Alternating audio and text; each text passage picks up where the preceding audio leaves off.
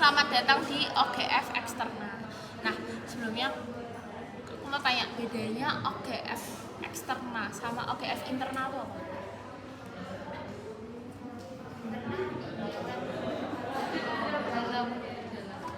Tapi OGF eksterna ada yang nggak kelihatan dari luar. Apa tuh? Bedanya apa?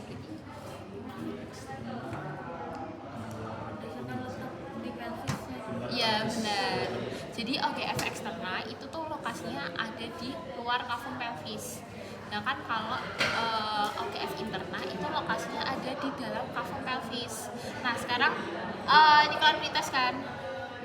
Ya. Apa nih kemarin? Yang ini ada Monspubis. Oke, pinter berarti. Kalian belajar soal tahun lalu? Iya, 21, 22. Mirip nggak? Ada mirip, ada yang enggak. Ya kan? Ada yang enggak. Nah, jadi gini, kita belajarnya dari anterior dulu. Coba, Kak, di sini yang anterior tuh yang mana? Yang sebelah mana? Coba tunjukin.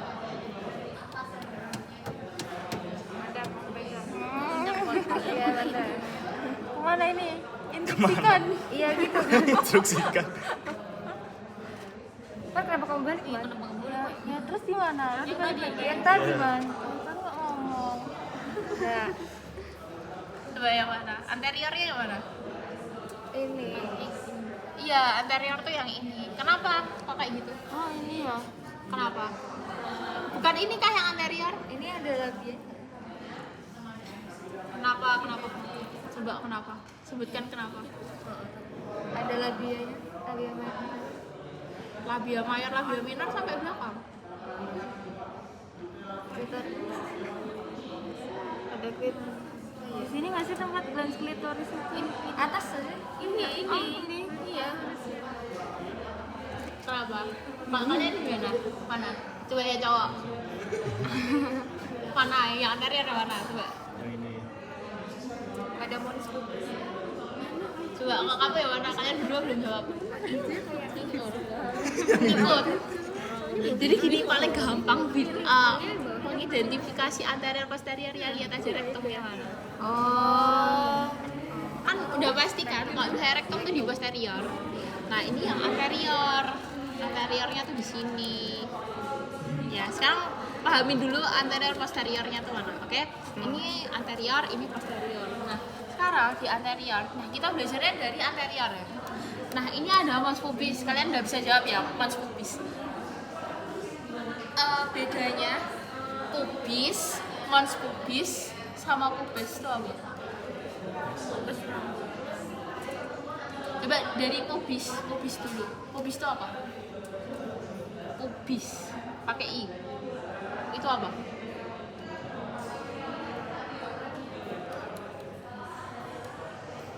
Kalau mons pubis? Yang ada lemak sama rambutnya. Iya. Terus kalau pubis? Rambutnya. Nah, jadi gini, kalian ingat ada os pubis? Os pubis, ini kan ada kanan kiri. Habis itu menyatunya di apa tuh? Simfisis pubis. Nah, terus habis itu kan itu berarti pubis itu apa? Jadi apa? Apa pubis itu apa berarti? Tulang. Iya, tulang. Pubis itu tulangnya. Nah, di sini ada tulang, habis itu ditutupi jaringan-jaringan, akhirnya di sini ada kulitnya, kulit yang menonjol karena di sini banyak lemaknya. Itu namanya apa? Mons pubis. Nah, itu kan udah ada kulit nih. Habis itu dia ditumbuhi oleh rambut. Rambutnya namanya apa? Pubes. Oke, berarti udah bisa bedain ya. Nah, sekarang ini kan ada labia mayor. Nah, labia mayor tuh yang mana? Iya, labia mayor tuh ini. Namanya aja labia mayor. Berarti kan lebih gede kan?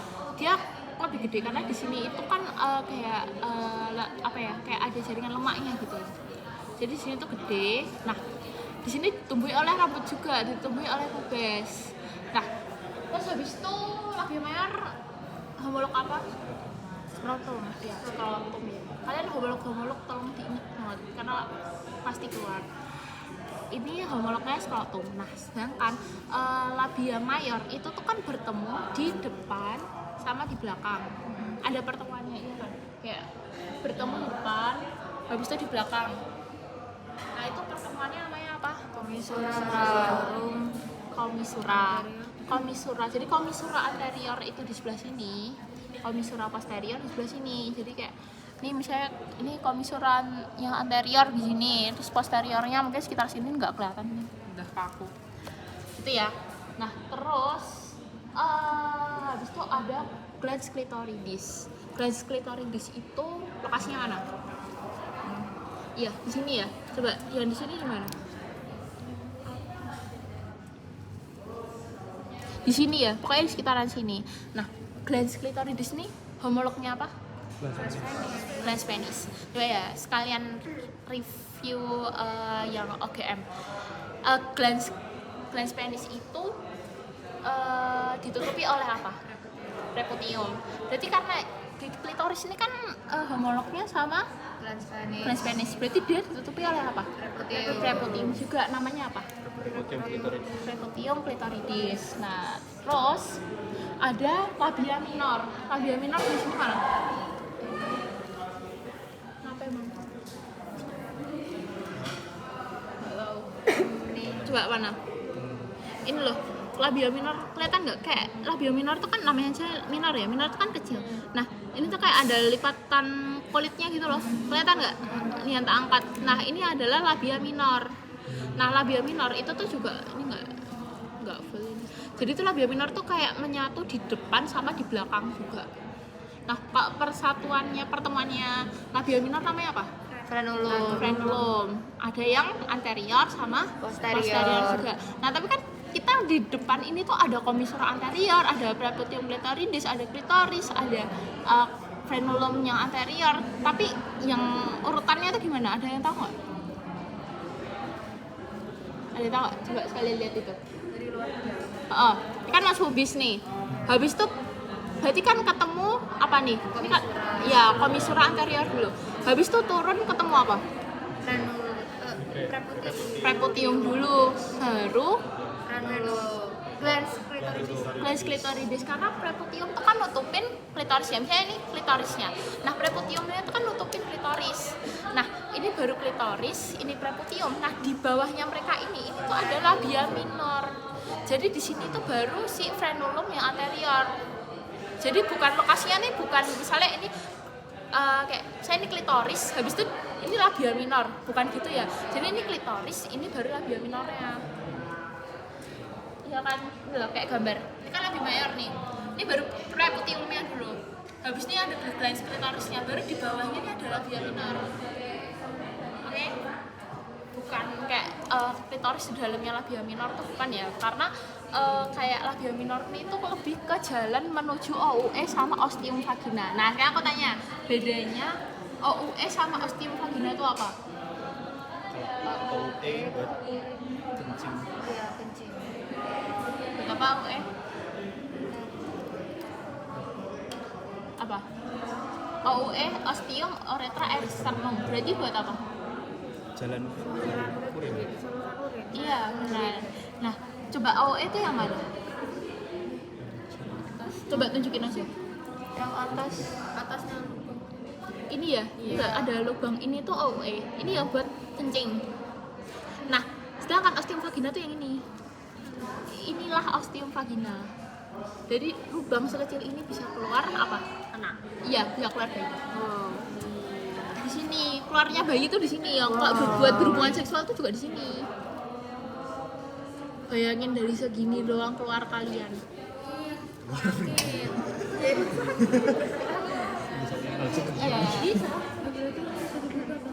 Oke. Nah, terus habis itu di antaranya ini ada regio apa? Di antaranya ini kan vagina ya. Terus habis itu di sini tuh ada rektum kan? Ada anus. Di sini regio di antaranya namanya apa? Depannya P. Perineum. Perineum. Nah kan tadi kan ada bilang kayak nggak sobek ya, ya sobek. Kalau misalnya lahir itu kan kepala bayi kan bisa gede tuh. Nah kan bisa terjadi sobekan gitu loh di sini. Nah sobekannya itu bisa terjadi sobekan yang spontan kayak yes, bukan ya, mohon maaf. Jadi DPD. Nah, daripada sobekannya tuh spontan dan kayak nggak teratur bentuknya. bisa aja sobeknya ke sini, nanti sampai rektumnya sobek. Padahal di sini kan banyak muskulus kan. Oh. Nah kan serem kan itu. Nah mending daripada sobeknya nggak beraturan, jahitnya susah, mending dipotong sekalian. Namanya apa? Episiotomi. Nah episiotomi kan dibilang ada yang medial, ada yang mediolateral, tapi sebenarnya itu ada yang kolateral ke samping beneran. Iya. Nah kenapa ya direkomendasikan tuh yang mediolateral? Karena kalau misalnya ke medial, ke arah belakang, di sini kan dekat banget sama rektum kan. Nah itu takutnya juga di situ kena rektum. Kalau ke lateral, di sini kan ada labia minor, ada labia mayor gitu kan. Jadi kayak ya kasihan juga sih kalau misalnya ke samping. Makanya yang dipilih adalah ke yang mediolateral. Di sini kan kayak apa ya? Kayak di sini kan nggak banyak struktur. Paling di sini juga emang ada kayak muskulus sih di sini kan. Ini kan langsung bokong kan. Tapi kan lokasinya ini arah dari sini ke sini yang medial. Saya mediolateral kan gedean mediolateral kan. Gitu makanya dipilihnya yang biasanya yang mediolateral. Jangan durhaka. Makanya jangan durhaka. Calfree. Nah terus habis itu kan tadi aku bilang ada OGF eksternal yang kelihatan, ada yang nggak kelihatan. Ini adalah yang nggak kelihatan. Jadi klitoris ini kan ada yang namanya bulbus vestibuli. Bulbus vestibuli itu bentuknya tuh kayak kurus gitu loh. Jadi kayak cabang. Nah ini tuh dua ini tuh nggak kelihatan. Jadi kayak mendem di dalam gitu loh. Kan kita nggak bisa ngelihat bulbus vestibuli di sini kan. Nah itu yang kelihatan di luar itu sebagai glans klitoris. Jadi kayak muncul di luarnya sebagai glans klitoris kayak gitu loh. Nah terus habis itu di sini di apa ya, di pucuknya bulbus vestibuli ada warna hijau ini, hijau atau agak kuning ini namanya adalah glandula vestibularis mayor. Di raw ada, pokoknya namanya tuh glandula, nama lainnya glandula vestibularis mayor tuh nama lainnya kayak glandula Bartholin. Nah lokasi ini tuh ada ostium vestibularis mayornya juga, jadi kayak ada jalan buat mengeluarkan itu, tapi nggak kelihatan sih kalau di sini. Nah glandula Bartholin ini kalau misalnya dibuat arah jam gitu ya kan nggak kelihatan dari luar. Nah itu sekitaran arah jam 5 sama jam 7, jadi sekitaran sini sama sini. Kayak nggak? Ini sama sini nih saya.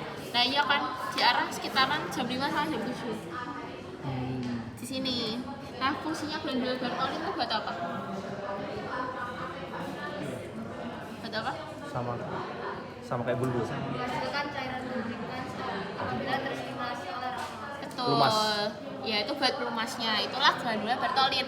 Nah karena ini kan nggak kelihatan. Tapi kalau misalnya kondisi patologis, misalnya kalian tahu kista. Kista itu kan kayak bentuk apa ya? Kayak pembesaran kayak gitu. Atau kalian tahu abses. Abses itu kayak bisul, tau nggak sih? Bisul itu kan kayak ada tanahnya, mirip kayak gitu. Nah itu tuh terjadi, kalau misalnya terjadi itu lokasinya tuh di sekitaran arah jam 5 atau jam 7 gitu. Jadi di sekitar sini. Itu bakal kelihatan kayak benjolan gitu. Itu sakit sih.